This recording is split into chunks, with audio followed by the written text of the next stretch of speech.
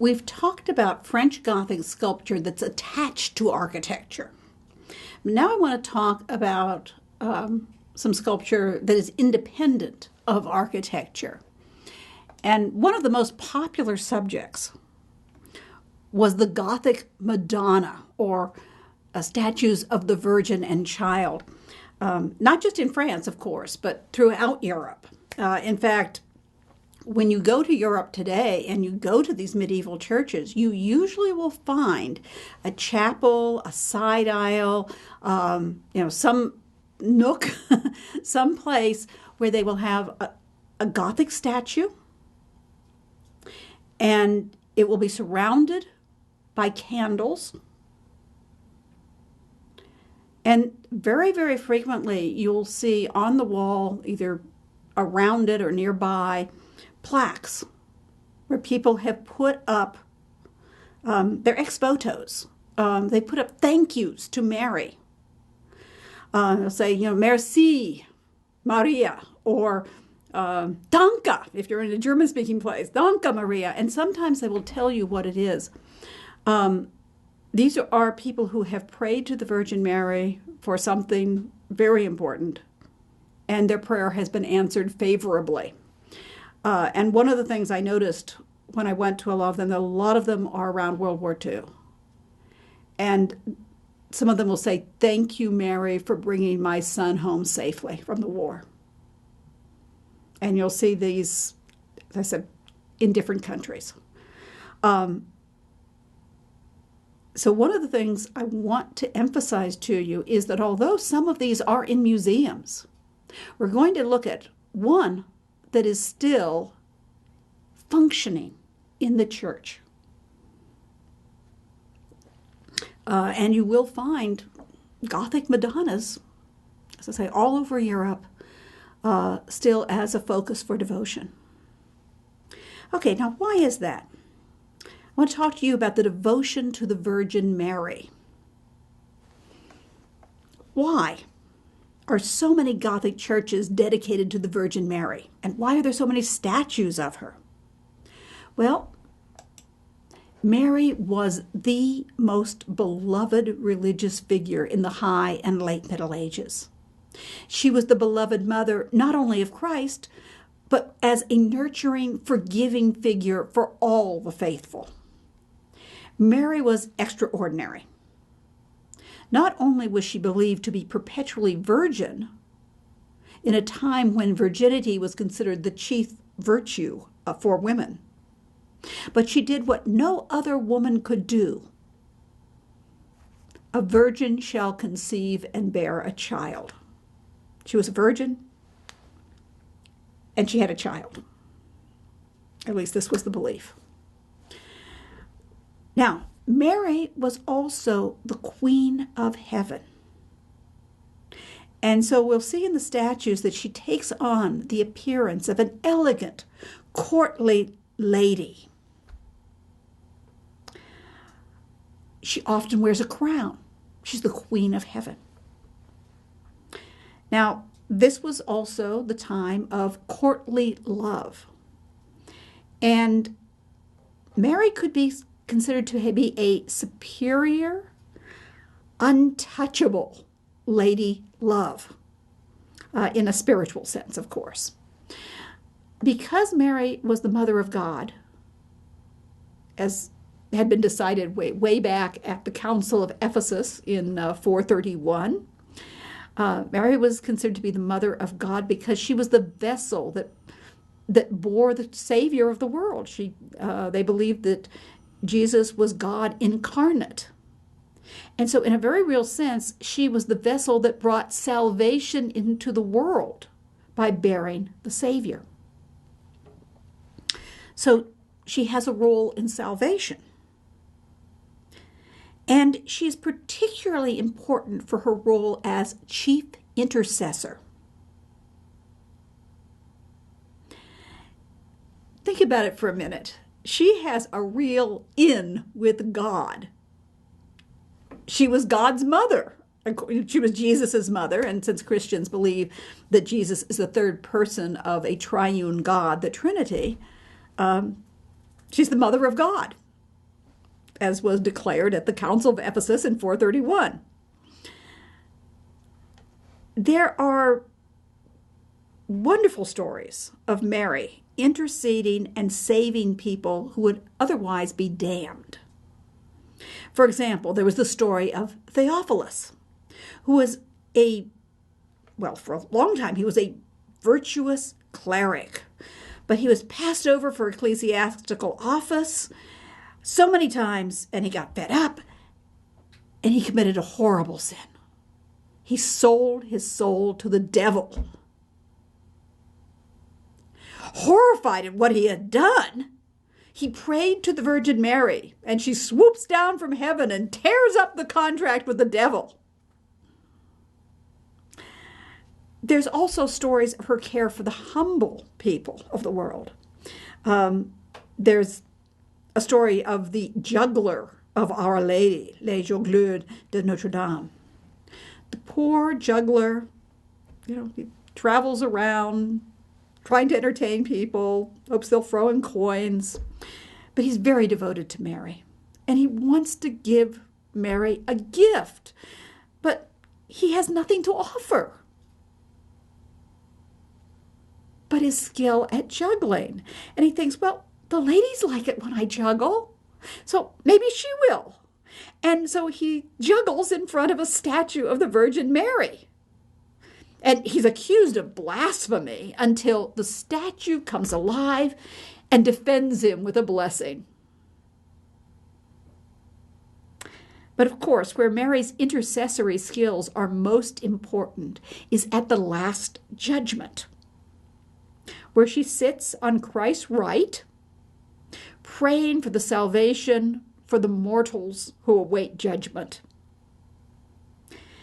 There are even some late medieval images of the Last Judgment where she bears her breast. And what she's doing here is she's reminding Christ that she nursed him.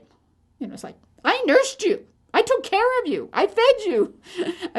I know I'm probably the only one who says, I changed your nappies. But, if that's the idea. She's the mother of God. She cared for him. And what? Isn't the least thing you could do is save a few more sinners for me, your mother? So, as I said, she had a real in with God. Usually she's sitting there with her hands in prayer, but, sometimes she's also bearing her breast saying, I nursed you. And so for some people, Christ seemed to be the divine and unapproachable judge. But Mary was a woman, and she had a tender heart. And although she is believed to be completely sinless, she is human. And therefore, she was considered to be more approachable. And more, as a woman, she has a tender heart. And she became very beloved. Now, we want to look at the sculpture and show how Mary is represented, showing you at least a few examples. So, in the Gothic era, and of course previously to this as well, you saw and you see so many churches named for her. And I've mentioned the stories of her saving the sinners and the fact that she was the chief intercessor, that she cared about the people, and she had influence with Christ so that she could save people by interceding. Now, we said Mary is the Queen of Heaven. If Christ is the King of Kings, the King of heaven and earth, well, what's the mother of a king? What? The Dowager Queen, usually. And so Mary is the Queen of Heaven. She's represented as an elegant, courtly lady. In this particular example, you see she has both a crown and a scepter. She doesn't always have a scepter. She doesn't always have a crown either, but very frequently she has a crown. And you see that Christ is sitting there next to her, and he's holding this orb in his hand, the sphere. Now, sometimes it's smaller than this. The one we're looking at right now, which is the Notre Dame du Paris. She's the Virgin of Paris. and we'll be talking more about her. The Christ child has what really looks to me like a globe. And so sometimes you see the Christ child holding the globe, sometimes with what they call the orb and cross, with the cross surmounting it. And that shows that he is the king over all the universe. Sometimes it's an apple. Sometimes it's not quite clear what it is as well. Sometimes it's smaller. It's an apple. And in that case, it's reminding us that Christ is the new Adam who redeems the sin of the first Adam. Adam brings sin into the world. Christ brings salvation into the world. Mary was considered to be sinless. She was, at this time, they were starting to talk about the Immaculate Conception as well, that she was born without original sin. Now, not everyone believed it by that point, but she was considered to be sinless. She was believed to be perpetually virgin, and yet, miraculously, she was a mother. So the ideal that was held up for women was the ideal of Mary, and of course it was impossible. A woman could not be both a virgin and a mother.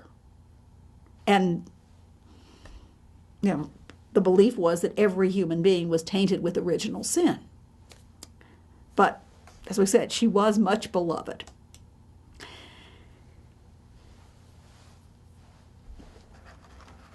Let's start out looking at this very small image, little statuette. It's only 13 3/4 inches. It's made out of ivory, and it dates probably around 1260 to 1280. It originally came from Saint Denis, Suger's Abbey Church in Paris. Of course, this would have been created just a little bit later than Abbot Suger. So it would have been probably for the next abbot or at the time of the next abbot.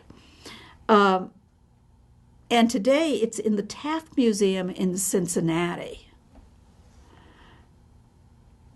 And you can see here some of the characteristics of a Gothic Madonna, which will be seen in other statues.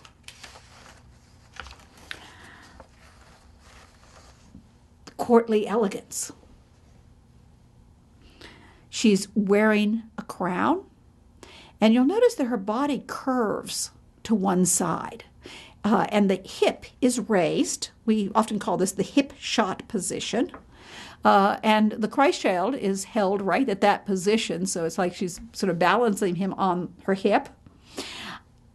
And you may notice that the draperies are in very graceful arcs that curve up and almost point to Christ. And then the edge of the drapery cascades down. So once again, very, very graceful. In this particular statue, Mary is holding a rose. And of course, we talked before about how the rose was associated with Mary.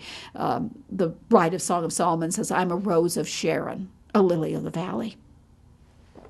You'll also notice that Christ and his mother, they're making eye contact. Generally, there's a very intimate relationship going on where they're looking at each other. Sometimes they're offering something to each other. Sometimes the Christ child is actually touching Mary. So let's look at a few other of these statues. This one's a little bit bigger, about twice as high. It's 27.5 inches high.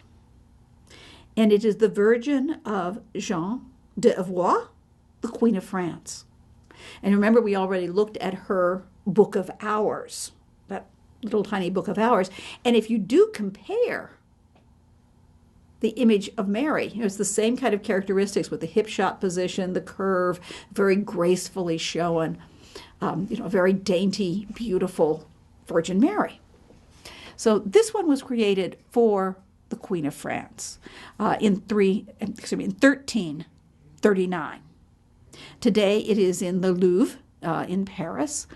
The material is very, very precious. We saw precious material with ivory. Now we're seeing silver gilt. In other words, it's cast from silver, and then gold leaf is placed over it. The base has enamel work in it as well.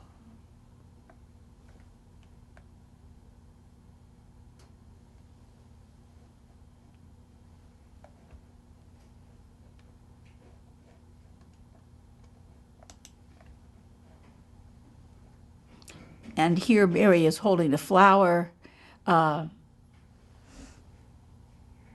Looks like a fleur-de-lis. So she's holding that as a scepter. You maybe remember the fleur-de-lis is also an emblem of the kings of France. You also see here what we call the chinchuk gesture, which has actually been named from Byzantine gestures of Mary and the Christ child. But the Christ child is reaching up and touching Mary's chin.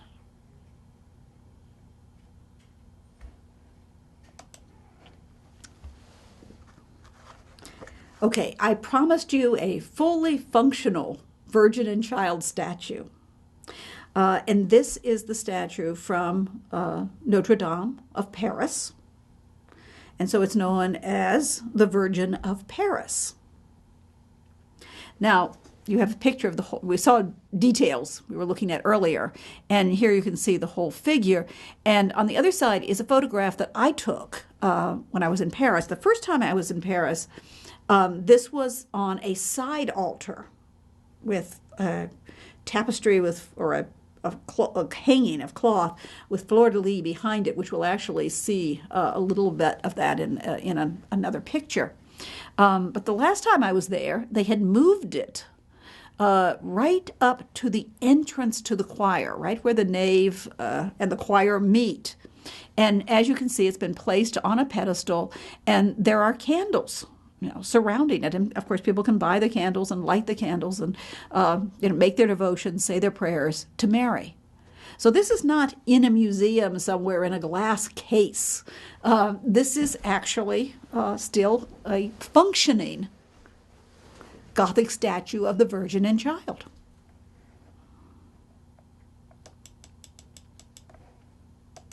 And here you see it actually in its earlier position with the drapery behind it. You can see she's shown as the Queen of Heaven. She wears a crown. And she's holding a scepter in her hand, which looks as though it is a fleur-de-lis. So there is this connection here. She's the Queen of Heaven, but she has one of the emblems that associates her with the royal family of France as well.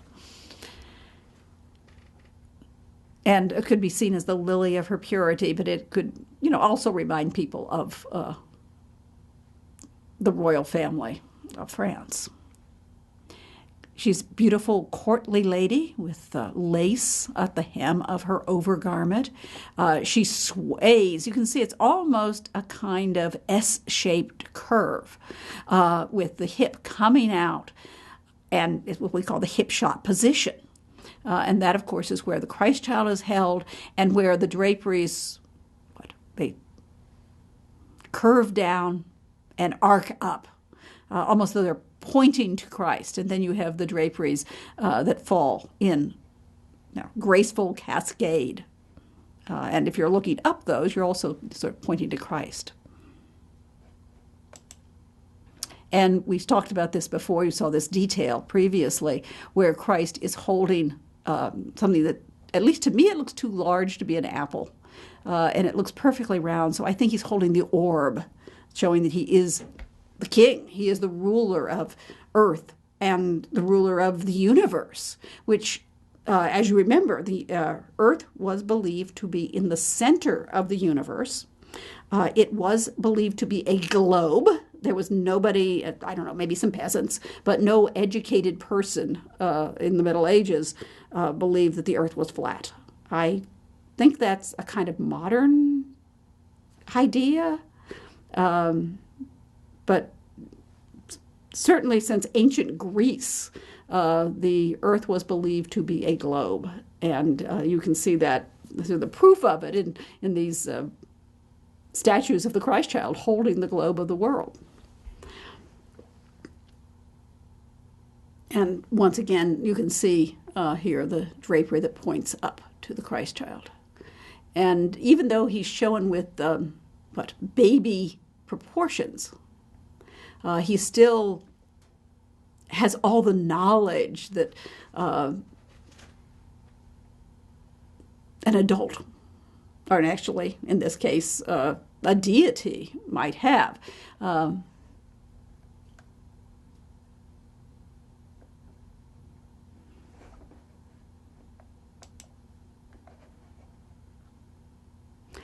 And we're looking once again at the Madonna of, or the Virgin of Jeanne d'Ivoire, the Queen of France. She donated this to the Abbey of Saint-Denis. And here we have the detail. And you can see that very tender gesture of the Christ child reaching up and touching his mother's face, and her head inclining toward him. So you really get this beautiful sort of S-shaped curve. Now, anybody could look at that and think about the love between the mother and child. Something very understandable, something that humans experience. It also has a symbolic meaning, because starting in the 12th century, and this is 14th century, 1339, the Song of Solomon was interpreted as the love of Christ for his mother and his love of Christ for the church. It had long been interpreted as the love of Christ for the church. And since Mary was associated in a symbolic fashion, or a mystic fashion, if you will, she embodied the church. So Christ's love for Mary, his mother,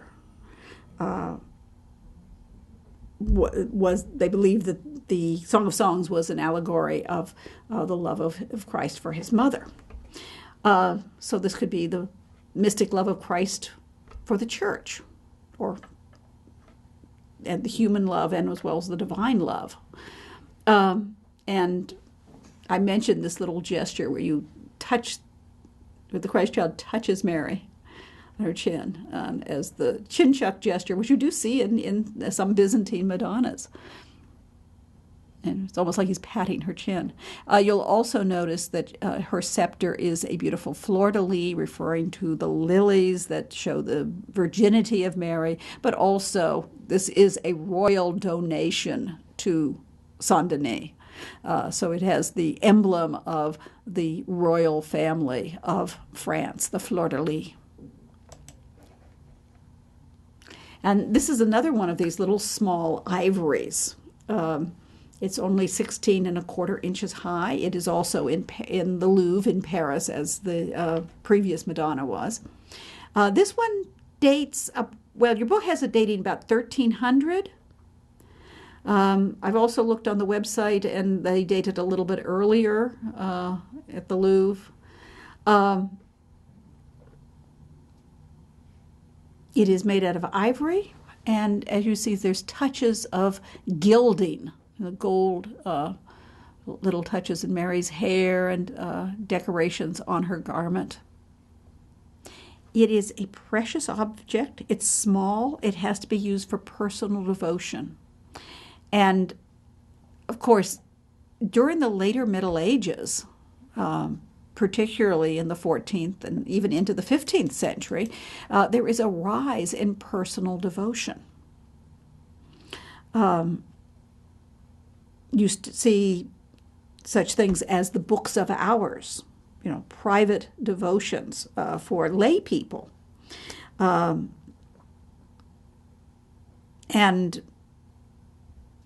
generally, I explain this as lay people would like to have some of the spiritual benefits that religious do. you know, but they can't all be priests or monks or nuns. I mean, they have, the queen has her life to lead. She has the duties of royalty.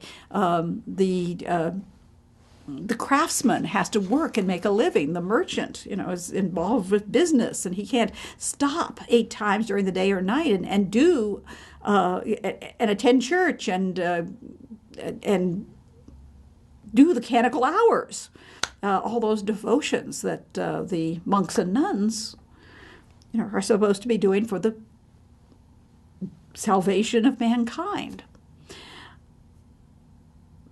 But later in the Middle Ages, there are ways that the individual can have a personal devotion. And one of them is obviously someone very wealthy could have these, this beautiful statue, could say their prayers, using it as a focus for their devotion. They could also have, we said, the Book of Hours,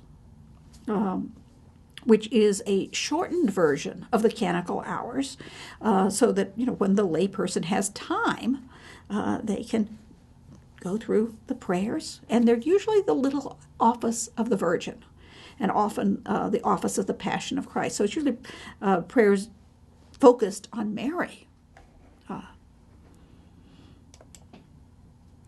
And here we see once again, she's a courtly lady. She has these very delicate features, what were considered to be very, very beautiful at the time. And we've talked about the curve of the draperies. Here, the drapery is deeper. And of course, once again, it curves up and falls down. And in this case, the orb is very small, and it very well may be an apple. Sometimes see them as the orb of the universe, and sometimes you see them as the apple, reminding us that Christ redeemed the sin of the old Adam. Now, if you look at this, it looks like she doesn't have a crown on her head, but the top is all smoothed off. And that is because it originally did have a crown, but the original crown has been lost. Here we actually have a picture of it with a replacement crown placed on the head. And in this detail, you can see some of the holes pierced in the ivory, which would have been where the crown would have been fastened. It probably was jeweled. Someone has taken it off. You might also notice here how the Christ child is actually grinning. He's just happy baby. He's smiling at us. Okay, I think it's always a really interesting idea to compare the styles of the same subject at different times in history and see what that can tell us about the similarities and differences.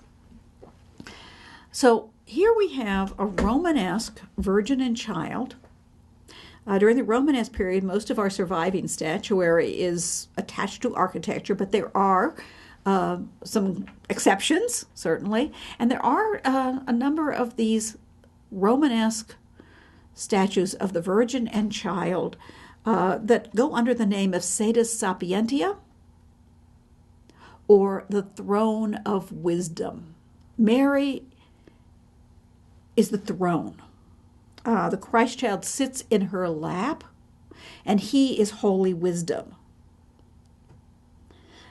So you have this theological idea, this concept of holy wisdom and Mary supporting him. We see these in architecture, on tympana. We also see them, and you see here, in a wooden statue. And it would be a cult statue. You can see some of the polychrome, some of the paint. Most of it, or much of it, has disappeared over the centuries, but you can still see traces of the paint. So it would have been brightly painted. The Romanesque statue is frontal. In other words, both Christ and Mary look straight out. Their body isn't twisting to one side. And you can certainly see that, the Gothic Madonna that we have here, the Virgin of Jean d'Avoy, sways to one side. It's kind of an S-shaped curve. It's the Romanesque figure is extremely symmetrical, and the drapery folds seem to be very equalized from one side to another.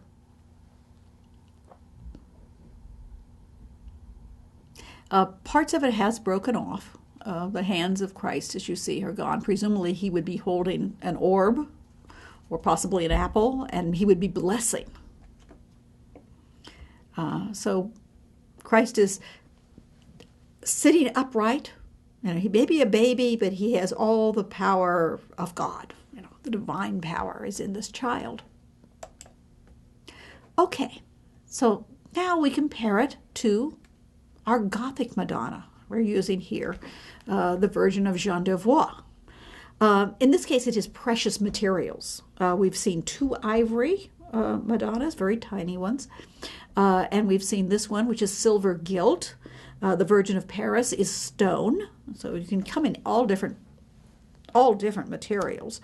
But as we say, sometimes very precious materials. And you can also see that instead of being frontal and somewhat rigid, the Gothic Madonna sways to one side, and you have this beautiful curve of the body. It gives it some feeling of movement. And the Christ child is not looking out at the viewer. He's looking at his mother. He's touching his mother. And that gesture may have theological meaning, but it also is what you might expect a child to do. Childs, like to touch the faces of people when they're held. You can also see that the Gothic Madonna has these much more realistic draperies.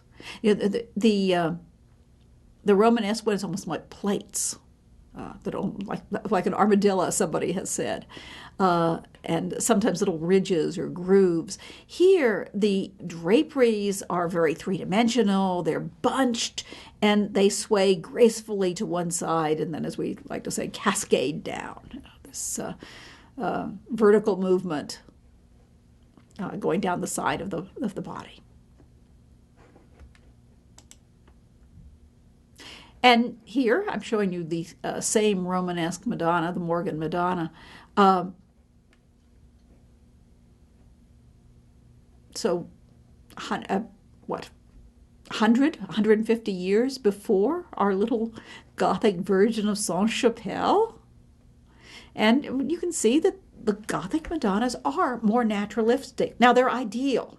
They're these beautiful, perfect, courtly ladies, but they are more believable. We might say more realistic. The Romanesque Madonnas and children are more abstract. The forms are simplified. Now, you could argue that being abstract gives them a spiritual power because they don't look like things on earth, as it were. They are beyond that. They're above that. I'm not saying that one is better than the other, but they are 2 different ways of showing the Virgin and child. And, they both are what wonderful creations. You could say that the Morgan Madonna, the Romanesque Madonna, in its rigidity is timeless, and it becomes a kind of spiritual abstraction for the theological ideal of holy wisdom, Sede Sapientia. Mary as the throne of wisdom that supports holy wisdom himself, the Christ child. And here, this isn't in your textbook, but I wanted to bring in a seated Gothic Virgin and Child. So here we have a seated Gothic Virgin and Child. And you can see that even though she's seated, the pose is much more naturalistic. The draperies have more variation. They're deeply cut. This is ivory as well. And the Christ child isn't looking out at the viewer. Now, this would be small It would be for personal devotions. But the Christ child is looking at Mary. Mary is looking at the Christ child. This love between the mother and child. And this is one generalization that I want to make, is that Gothic sculpture and painting become more naturalistic. We start to see greater naturalism than in the Romanesque period, say in the mid-12th century in the early Gothic churches, and with Chartres, for example. And then, as time progresses, the Madonnas become more and more believable. Not just the Madonnas, all of the sculpture becomes more and more naturalistic. The jam statues seem to be go from being columnar, like columns, to being essentially they look like statues in the round. I mean, they may not have carved everything if they're going to be up against the jamb of a church, but they look like they could be.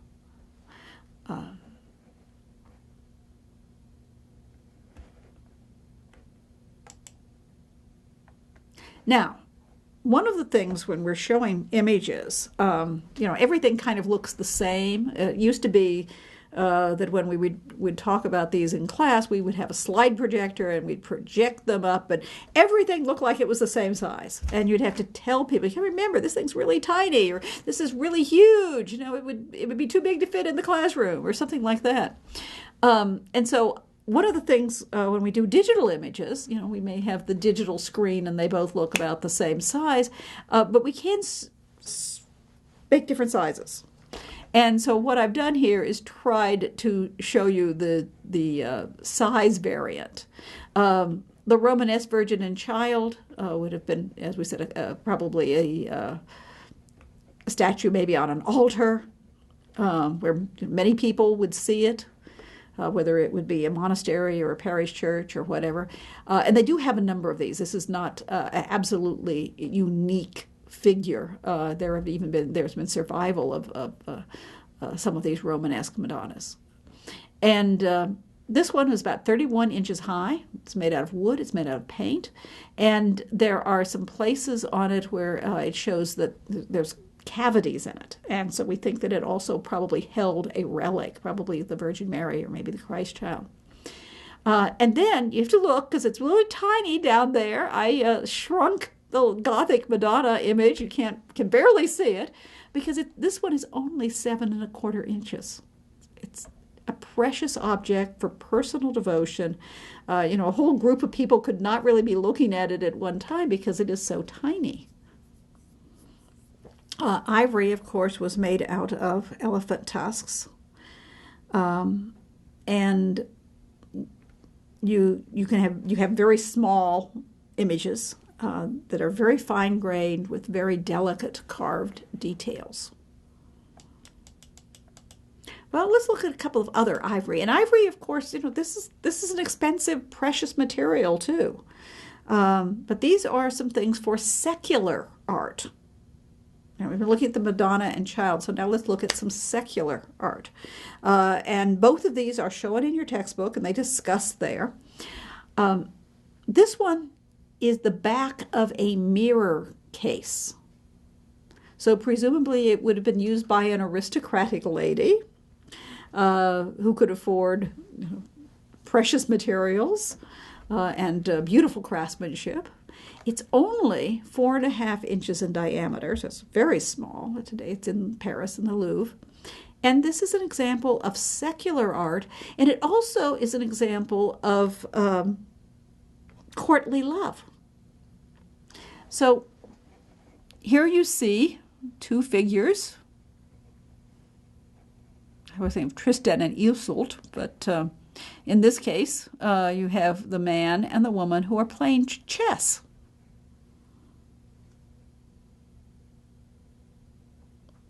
And you can see she's very delicately pushing one chess piece with her little finger. They have attendants with them. And your text points out that there's a little sexual symbols in this. Courtly love was not always paid, a kind of spiritual love.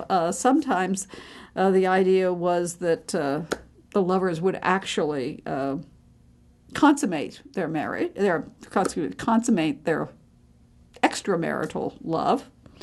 At least there's this tension between the idea of the knight who is faithful and true, even when his lady gives him difficult tasks to do and might scorn him, but he shows and proves his love by always being constant to her. But your text points out the V shape of the lady's garment, and the fact that the man holds it's the post of the tent, but this vertical shaft. So you see there little sexual symbols, innuendo in the picture. This casket, which is in the Walters Art Gallery in Baltimore, is ivory. It probably was used as a jewel case, and it dates from the middle of the 14th century, 1330, 1350. It's very tiny. It's about 9¼ inches long, and the sides would be about 4½ inches in height.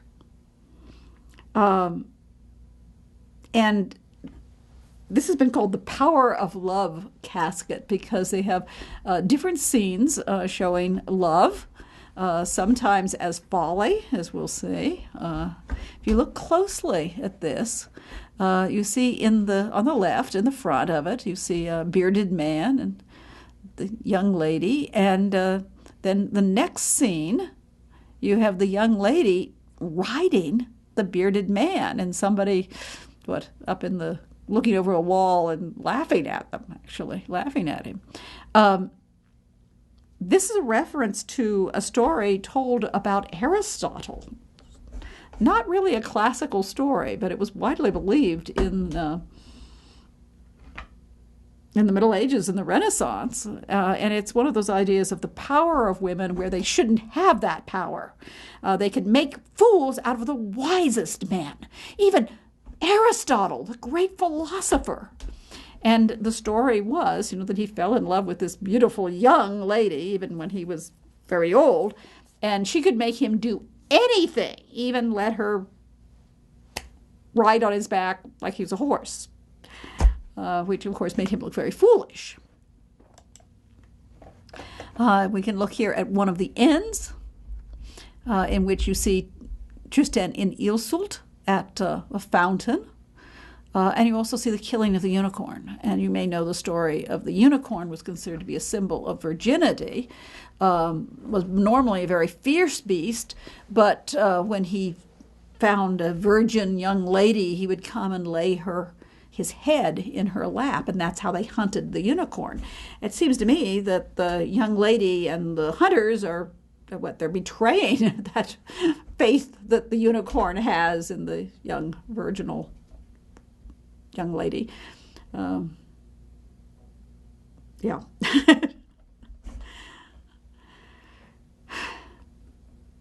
But it's another example, I guess, of the power of the beautiful, beautiful woman, that she even leads the unicorn to its death. On the side, you have what looks like a war scene, but if you look a little closer to it, you'll notice that the people in the walled city, right up here at the top, this band at the top, are all lovely little ladies. Just not warriors fighting against warriors.